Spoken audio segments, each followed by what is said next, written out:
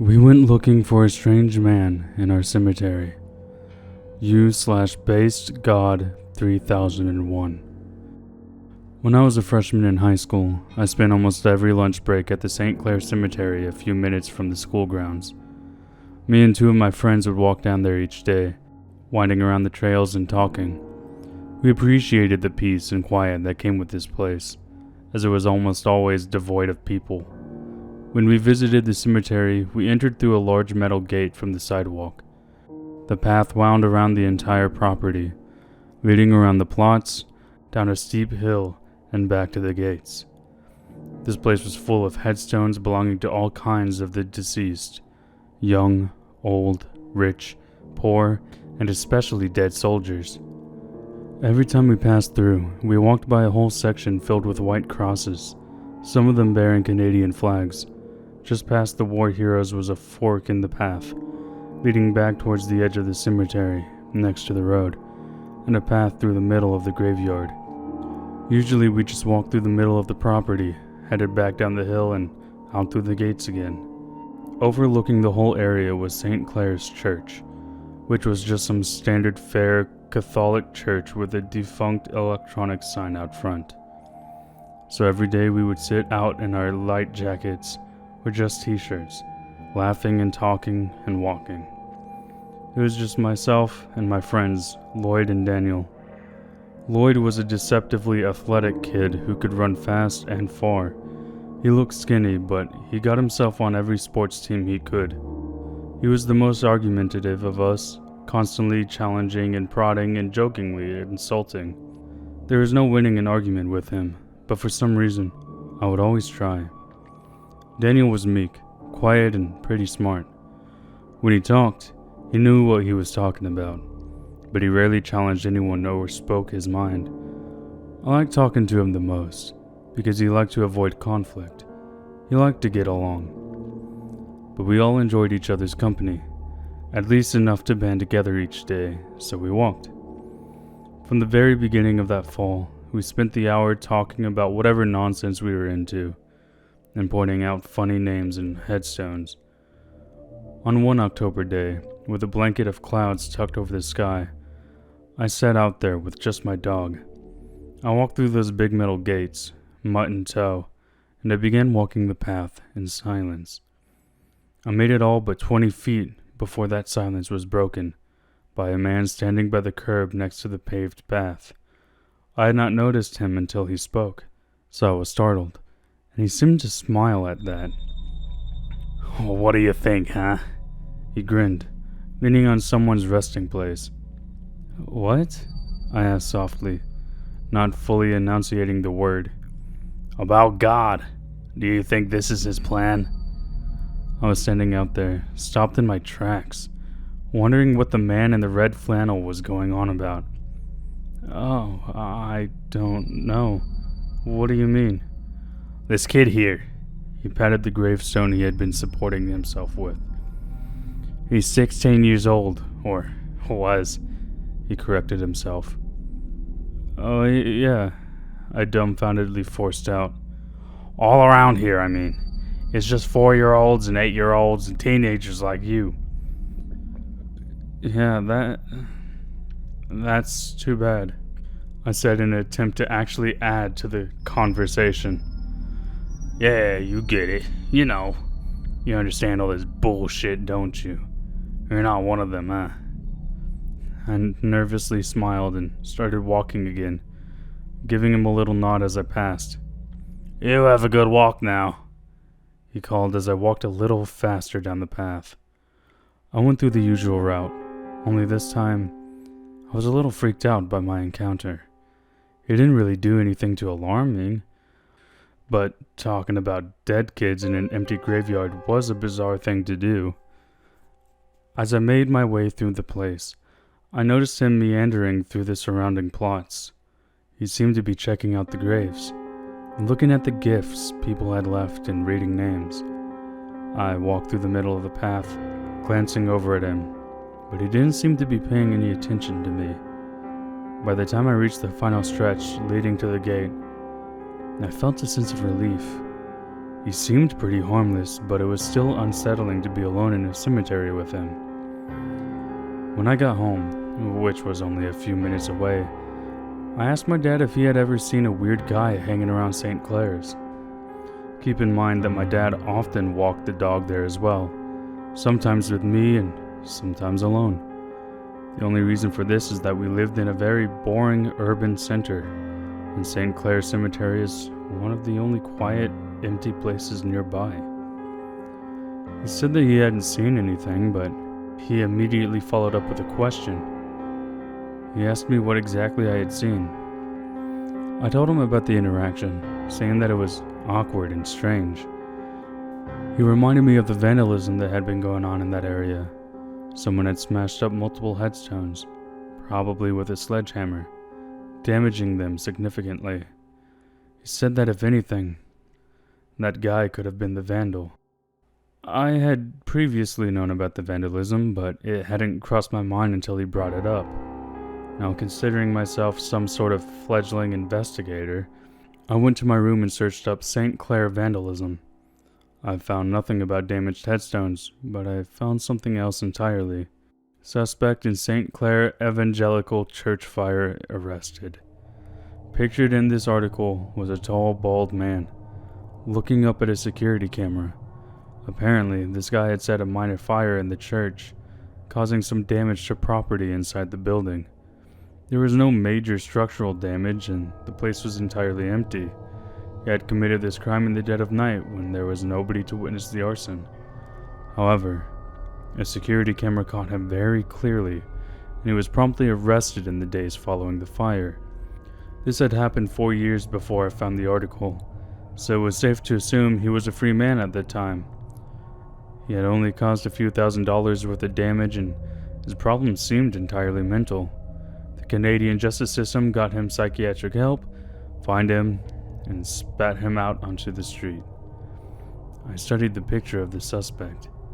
I didn't get the best look at the graveyard guy, but I knew he was bald, just like the suspect. He seemed shorter in person, and significantly older than the picture, but I couldn't be sure either way. I didn't really know if it was the same guy, but I was desperately hoping it was. This would add such rich folklore to the cemetery. It would be fun to tell the guys about it. Watch out at St. Clair's, there's a psycho on the loose, vandalizing the place and setting fires left and right. The next day at lunch, I elected to stay inside with Daniel and Lloyd, going instead to the library. I told them about my encounter, telling them that it was probably the arsonist who set fire to the church, and that he was rambling on about God and dead kids. I showed them the picture of the suspect, whose name was Francis Lavoie. By the way, terrifying, I know. Searching his name, which was French-sounding, we found a video on some third-rate video sharing platform. Other results included 1 or 2 articles about the fire, a Francis Lavoie Facebook page, and some irrelevant nonsense. The video looked like an original upload by the man, made in the summer of 2012. It was almost 40 minutes long. The Gospel according to Francis. So we watched it, and it was actually pretty boring. It opened up with some foreign-sounding music and iMovie-esque title card and some narration over stock images.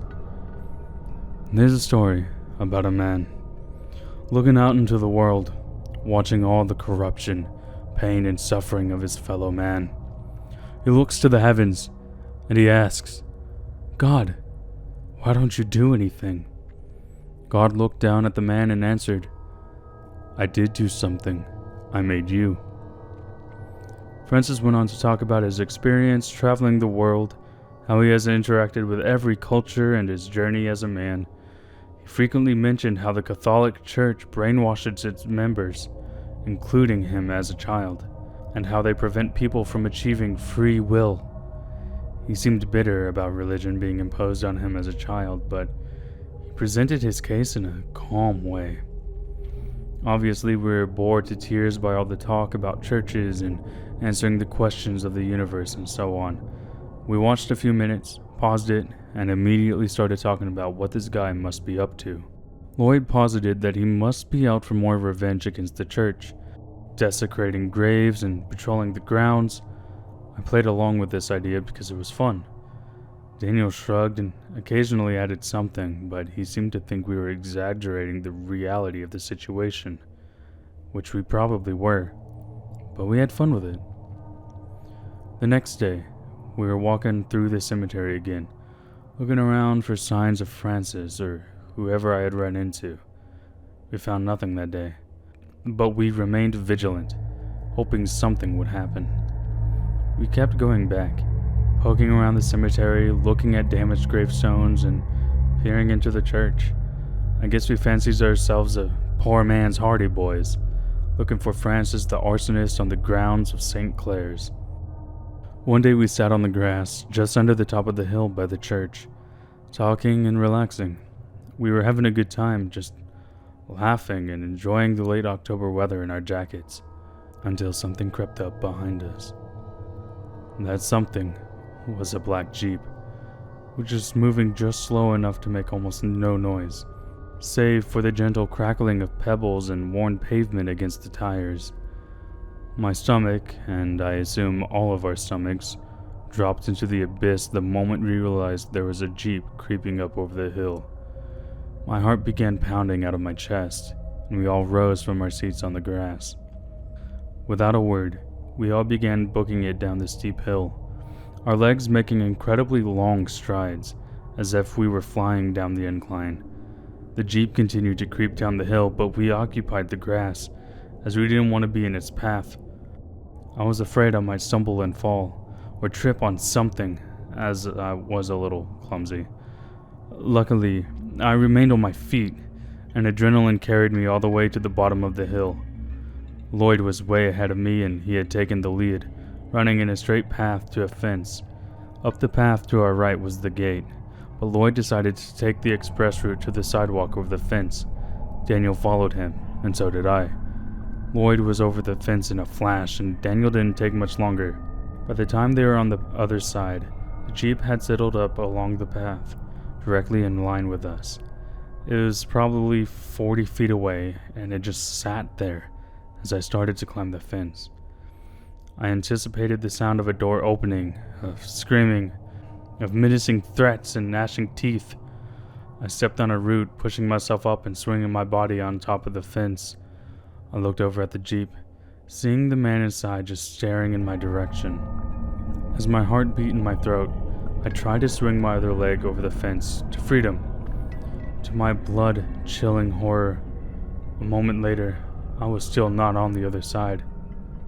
Instead, I had gotten my jeans caught on an especially sharp, pokey piece of chain-link fence that jutted out from the top. I tried to thread the fabric over the metal, hopefully freeing myself, but I couldn't do it fast enough. Fuck, help me get off this shit, I pleaded. My heartbeat continued to assault my ribcage, and it felt like my blood was pumping at an impossible rate. As I began ripping my jeans, trying to tear them away from the clutches of the fence, I heard the driver bang on the outside of the door loudly, as if warning me. I continued ripping, ruining my pants and trying not to cry out of frustration. The metal dug into my leg, causing a stinging pain and making it harder to free myself. And then, my worst fears came true. I heard the door open. I refused to look, instead focusing entirely on not dying in a cemetery. Daniel grabbed me, pulling me to the other side with a loud rip that did a number on my jeans. Bloody leg, ripped jeans and all, I ran with Daniel and Lloyd back to school, to safety. When we finally sat down, panting and gasping for air, trying to reset our heart rates, we all knew one thing: we were not done with the graveyard guy. For the next few days, all we could talk about was our narrow escape from the St. Clair stalker. We built our own little folklore around him, who we had now decided was definitely Francis Lavoie, and we speculated on what he might be doing. Lloyd said that he had probably been watching us each day we visited this cemetery. I entertained this idea, but Daniel mostly stayed out of it. He said that if it really was the arsonist, he He was probably unhinged and meddling with him would be unwise. However, he told me it probably wasn't Francis, and that it could have just been a groundskeeper. The weekend came and went. It was almost Halloween. We had planned on visiting St. Clair after school that Monday, so we could look around and determine the facts. I wasn't sure what we were really expecting, but it was mostly just a way of messing around and hyping up the narrative we had created. I walked down the hill from my house to the cemetery that day, which was the 29th of the month. My house was a few blocks from the school, and it sat at the top of a hill that led down towards the graveyard. I left around 6 o'clock, and the evening was creeping up on me slowly but surely.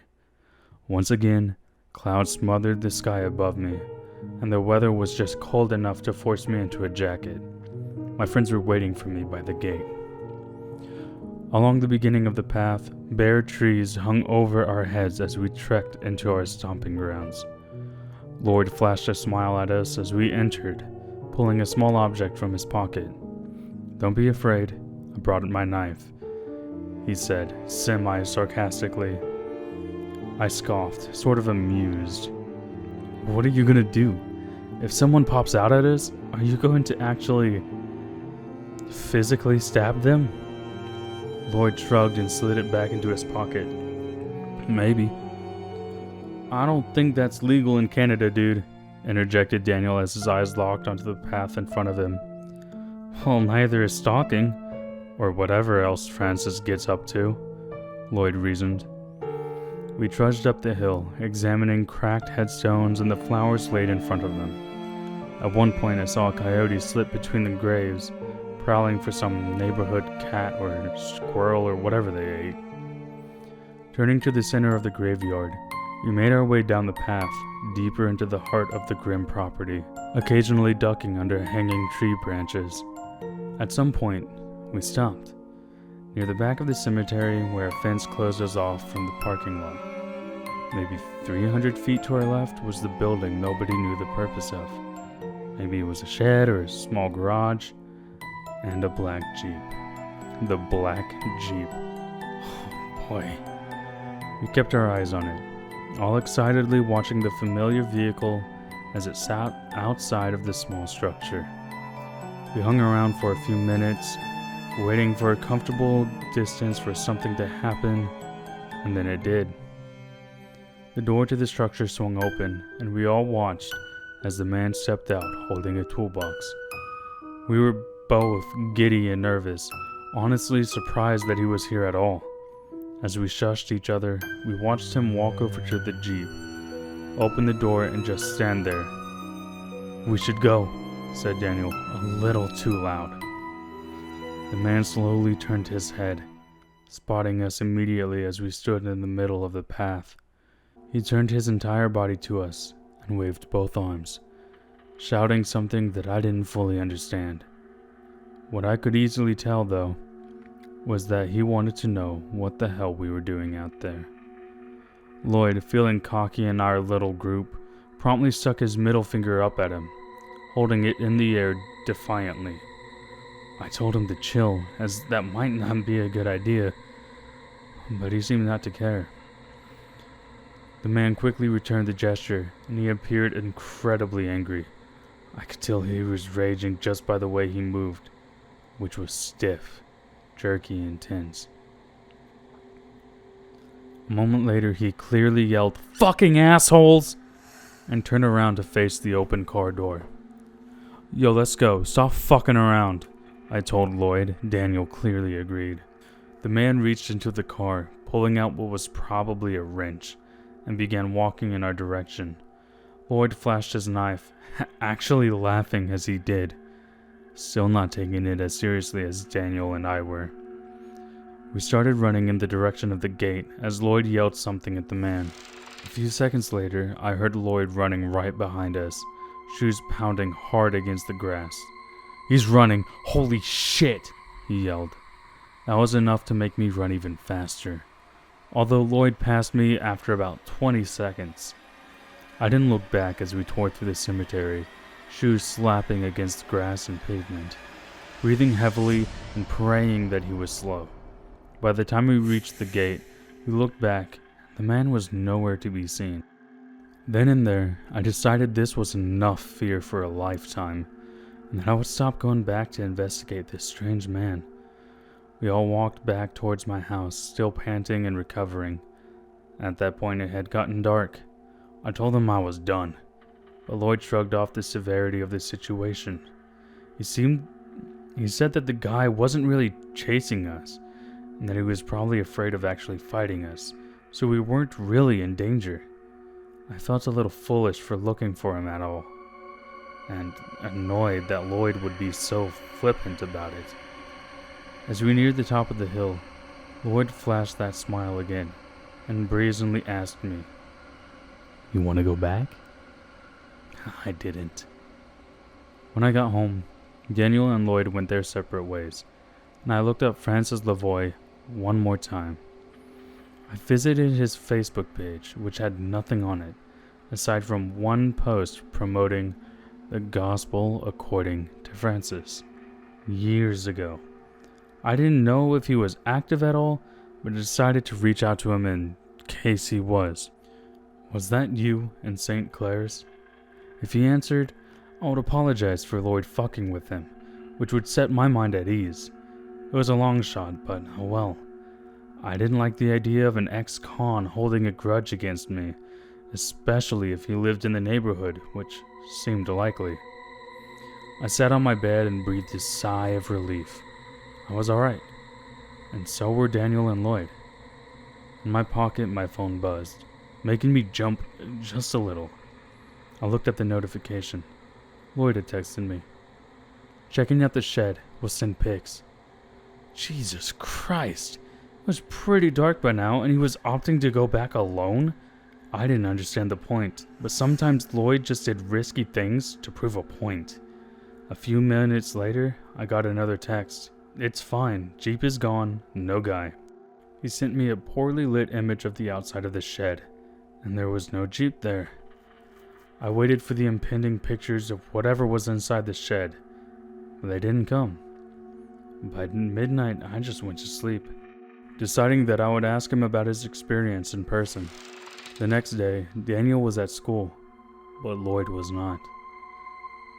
We started getting pretty concerned, so we visited his house after school. His mom answered the door and she was a wreck. No, she had not seen Lloyd, which intensified our fears that something had happened to him that previous night. We told her that he had gone to St. Clair Cemetery, that she should include that in a police report. That day, when I got home, I checked Facebook and was surprised to learn that Francis Lavoie had responded. No, who is this? It wasn't him. Over the next few days, the story of what really happened unfolded on the news. Francis Lavoie had nothing to do with that St. Clair's church. He had set fire to an altar way across the city, almost an hour away. It was just our luck that there were two different St. Clair churches in our area. When the police went looking for Lloyd in the cemetery, they came across the shed, which was closed. What piqued their interest were the bullet holes in the door. When Lloyd approached the shed, the man was waiting inside, seated in a metal chair right on the other side of the door, clutching a handgun. When he reached for the door handle, the man fired an entire magazine through the door, striking Lloyd. He was dragged inside, placed in the corner, and left there for 2 days. After killing Lloyd, the man walked to the Jeep he had parked away from the shed, in the hopes that one of us would come back and assume he wasn't there. He drove the Jeep to the side of a busy road, about half an hour from the cemetery. He parked the car, crouched behind the hood, and waited. When a large truck came barreling down the road, he leapt out from behind the car, letting the truck hit him. For some reason, he left his gun behind in the shed. It turns out the man, who was really David Bergman, was a whole other kind of crazy. He was a former member of the church, before he had a serious mental breakdown. He suffered paranoid delusions, believing that the church was harassing him, and that agents were being sent to follow him. He had vandalized church property in an attempt to defy his harassers, and he had been hanging around the church in hopes of gathering evidence to prove his case against them. While we were looking for Francis Lavoie, he thought we were looking for him.